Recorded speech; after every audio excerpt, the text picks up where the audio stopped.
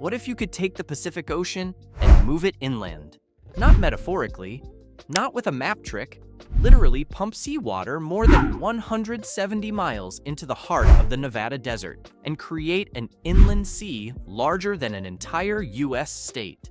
That's the bold promise behind a speculative proposal often described online as Nevada's Pacific Pipeline, a $16 billion mega project that would flood ancient desert basins with desalinated ocean water and permanently reshape the American West. On paper, it sounds like the kind of idea that defines civilizations: conquer water scarcity, tame deserts, rewrite geography. In reality, it may be one of the most dangerous water fantasies ever seriously discussed, because history has already shown us exactly how this story ends. And it ends with salt, toxic dust, and ecological collapse. The core idea behind the Pacific Pipeline. At its heart, the Pacific Pipeline is simple in concept and extreme in scale. The idea is to take seawater from California's Pacific coast, remove the salt through desalination, and transport that freshwater inland through an enormous system of canals, aqueducts, and pumping stations. Once inside Nevada, the water would be released into a series of large desert basins that once held lakes millions of years ago. These basins would refill, forming a connected system of artificial lakes covering roughly 1,500 square miles, an inland sea larger than the state of Rhode Island. Supporters often emphasize that these basins are not random locations. In deep geological time, they were real lakes. The land slopes inward, the valleys are enclosed, and the terrain naturally collects water. From this perspective, the desert is not hostile to lakes. It is simply dry. Add enough water, the argument goes, and the landscape will return to what it once was. That framing is compelling, but it quietly ignores the most important variable of all: climate. The Nevada of today is not the Nevada of millions of years ago. Temperature, evaporation rates, and atmospheric conditions have changed dramatically. Water that once lingered now disappears into the air at astonishing speed. This is where the dream begins to collide with physics. How the system is supposed to function. The pipeline would begin on California's coast with massive desalination plants using reverse osmosis technology. Reverse osmosis is already used around the world to convert seawater into freshwater by forcing it through membranes that block salt and impurities. The technology works, but it is extremely energy intensive and expensive at large scale. Once desalinated, the water would move inland through two proposed routes. One route would integrate with existing infrastructure, such as the All-American Canal and the Coachella Canal, systems already designed to move water across Southern California. The other route would be far more ambitious, following the mostly dry Mojave River corridor, climbing through desert valleys, and crossing into Nevada near the Amargosa region. The Mojave River itself flows underground most of the year, its surface channel dry except during rare floods, making it an enticing but deceptive pathway. Inside Nevada, the water would spread into multiple closed basins, including areas like Big Smoky Valley and Monitor Valley. These basins have no natural outlet to the ocean. Water would arrive, spread out, and remain trapped, forming large lakes that would need constant maintenance to survive the desert climate. The price tag and its assumptions. The projected cost of the Pacific Pipeline is estimated at $16 billion, a figure that includes solar power generation, coastal desalination facilities, canals and aqueducts, and extensive pumping infrastructure. Solar energy plays a central role in the proposal because lifting hundreds of billions of gallons of water to elevations exceeding 3,000 feet requires enormous and sustained power. Depending on how quickly water is moved through the system, average electricity demand could range from hundreds of megawatts to several gigawatts, operating continuously rather than intermittently. Proponents argue that California and Nevada receive enough sunlight to support this energy demand, especially with large-scale solar installations. In theory, the renewable energy potential exists, In practice, building, integrating, and maintaining solar capacity at this scale for a single water project would represent one of the largest dedicated renewable deployments ever attempted. It would require not only vast land areas, but also transmission infrastructure, energy storage solutions, and backup systems to account for nighttime operation, seasonal variation, and extreme weather events. It is also important to recognize where the $16 billion figure comes from. These estimates are derived from the project's own projections, not from independent government feasibility studies or regulatory reviews. History shows that early cost estimates for megaprojects almost always reflect best-case scenarios. Environmental mitigation requirements, legal challenges, land acquisition, inflation, and inevitable engineering revisions routinely drive final costs far beyond initial forecasts. In that context, $16 billion looks less like a firm budget and more like an optimistic opening bid that could easily grow once the project encounters real-world constraints. The promise of economic payoff. Supporters of the Pacific Pipeline rarely describe it as a simple expense. Instead, they frame it as a long-term investment that could eventually pay for itself. One of the most frequently cited revenue streams involves the byproduct of desalination, brine. This highly concentrated salt water is usually treated as waste, but advocates claim it could be processed to extract valuable minerals such as lithium, magnesium, boron, and rare earth elements. With global demand for batteries and advanced materials accelerating, the idea of turning waste brine into a profitable resource is undeniably attractive. Beyond mineral extraction, the economic vision expands dramatically. Newly irrigated desert valleys could support large-scale agriculture where none currently exists. Vast new lakefronts could spark real estate development, attracting residents, businesses, and investors. Tourism and recreation industries could grow around boating, fishing, and waterfront communities. In its most optimistic form, the proposal imagines economic benefits measured not in billions, but in trillions of dollars spread across decades of development and population growth. The issue is not that these outcomes are physically impossible. The issue is that every one of them depends on a single fragile assumption: that the water system itself is stable, sustainable, and permanent. If the pipeline fails, slows, or becomes economically untenable, agriculture collapses, property values fall, and mineral extraction becomes irrelevant. All projected benefits rest on the uninterrupted operation of an extraordinarily complex and energy-dependent system. If that foundation fails, the entire economic argument collapses with it. Where the project actually stands. Despite the dramatic claims and the steady stream of online explainers, the Pacific Pipeline does not exist as a real-world infrastructure project in any meaningful sense. There is no confirmed public or private funding behind it, no regulatory pathway mapped out, and no environmental impact assessments underway at the state or federal level. No U.S. agency is formally reviewing it, no water authority has adopted it, and no elected official has tied their political future to making it happen. What exists instead is a collection of concept papers, speculative cost models, and visualizations that circulate largely in digital spaces. That absence of institutional momentum is not a coincidence. Large infrastructure projects leave a paper trail very early. Feasibility studies commissioned by governments, early-stage permitting discussions, environmental scoping documents, and interagency task forces. None of that exists here. When ideas like the Pacific Pipeline are examined beyond the surface-level appeal, they tend to collapse under technical scrutiny. The fundamental barrier is not a lack of political will or investor interest. It is the underlying physical reality of moving, storing, and maintaining water in one of the most hostile climates in North America.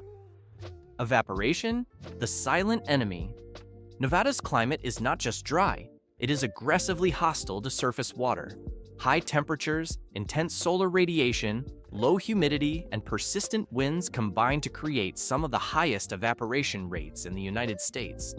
Any large open body of water exposed to these conditions begins losing volume immediately, and the losses are not trivial.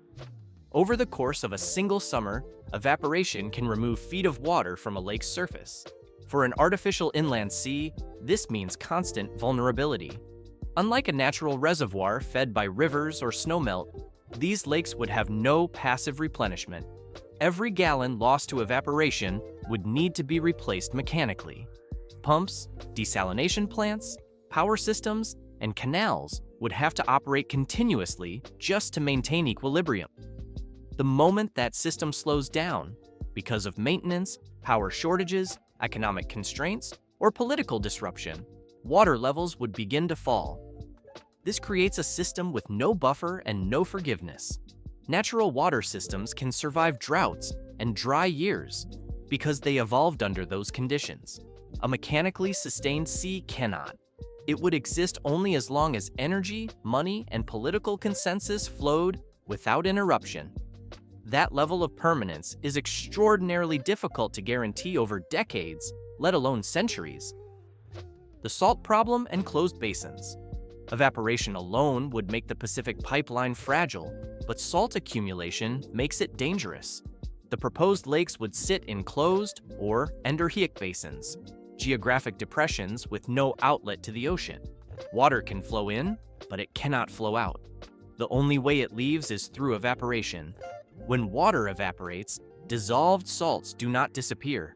They stay behind, becoming more concentrated over time. As salinity rises, biological systems begin to unravel.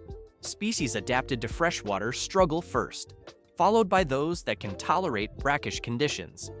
Algae blooms become more frequent and severe. Oxygen levels fluctuate wildly, leading to suffocation events. In advanced stages, chemical reactions in the water can produce toxic gases and compounds that further degrade the environment. This process is slow at first, which is why it is often underestimated. Early years can look stable, even successful. But closed basin salinization is relentless. Without an outlet or massive and continuous flushing, the trajectory is fixed. Eventually, the water becomes hostile to most forms of life. This is not a hypothetical risk or a worst-case scenario. It is a documented outcome that has already played out in the American Southwest. The Salton Sea. Just a few hours south of the proposed Pacific Pipeline route lies one of the most instructive environmental cautionary tales in modern American history. The Salton Sea. Its existence was never planned. In 1905, engineers working to divert water from the Colorado River into irrigation canals for California's Imperial Valley lost control of the system during heavy flooding. The river breached an earthen intake structure and poured unchecked into a low desert basin sitting far below sea level. For nearly 2 years, water flowed continuously into the depression before engineers were finally able to stop it. By then, a massive inland sea had formed where there had previously been only desert. In its early decades, the Salton Sea appeared to be a triumph rather than a mistake. The sudden presence of a large body of water transformed the surrounding landscape. Resorts and marinas were built along its shores. Fishing camps and boat launches followed. Fish populations flourished after being intentionally stocked, and migratory birds began using the sea as a stopover point. By the 1940s and 1950s, the Salton Sea had become a popular recreational destination, drawing tourists from across Southern California. To many observers at the time, it looked like proof that deserts could be reshaped into thriving environments with enough water and infrastructure. The underlying problem, however, was invisible at first. The Salton Sea had no natural outlet. Every drop of water that entered stayed there unless it evaporated. As agriculture expanded in the Imperial Valley, runoff flowed into the sea carrying dissolved salts, fertilizers, pesticides, and other chemicals. Evaporation removed pure water into the atmosphere, but left everything else behind. Year after year, salt concentrations rose. Eventually, salinity surpassed that of the Pacific Ocean, then continued climbing until it reached levels more than double seawater. As conditions worsened, the ecosystem began to collapse. Fish died in increasing numbers, first in isolated events, and later in massive die-offs that left shorelines coated with decaying carcasses. Algal blooms exploded, consuming oxygen and creating dead zones where aquatic life suffocated. In the intense desert heat, hydrogen sulfide gas was released, producing a smell so strong it could be detected miles away. Tourism vanished almost entirely, leaving behind abandoned resorts and marinas as silent reminders of earlier optimism. The damage did not stop at the water's edge. As inflows declined and evaporation continued, the Salton Sea began to shrink, exposing large areas of dry lakebed. Winds lifted fine dust from this exposed sediment and carried it into nearby communities. That dust contained a toxic mix of salt, agricultural chemicals, and heavy metals.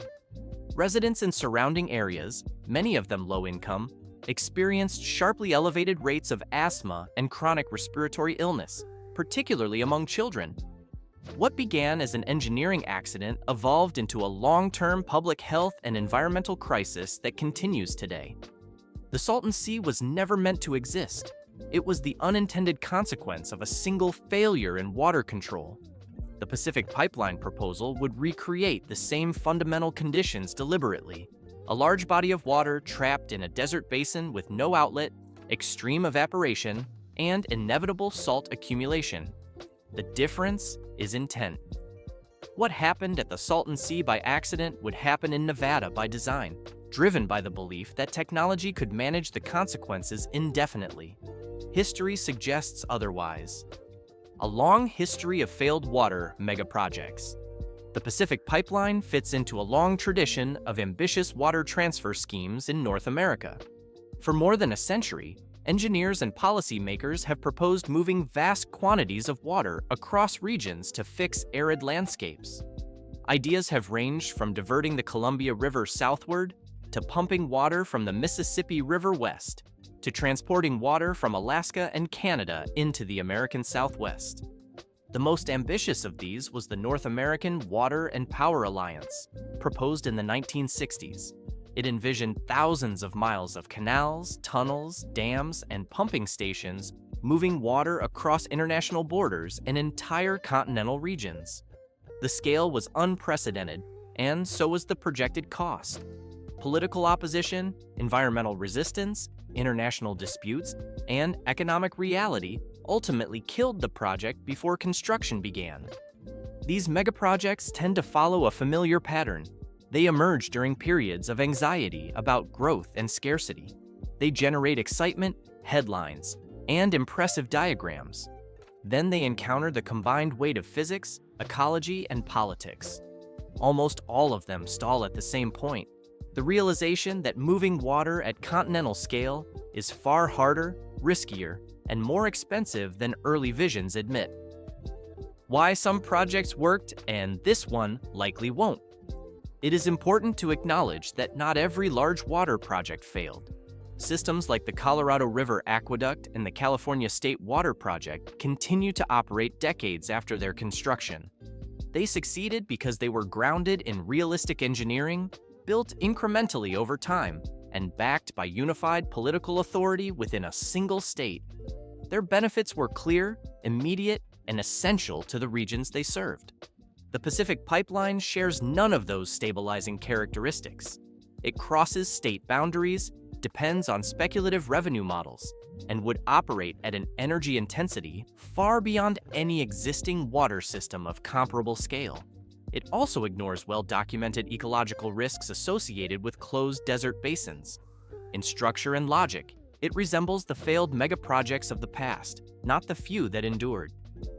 Real solutions already in motion. Nevada's water challenges are real, immediate, and serious. The Colorado River, which supports tens of millions of people across the Southwest, is under immense strain from prolonged drought and rising demand.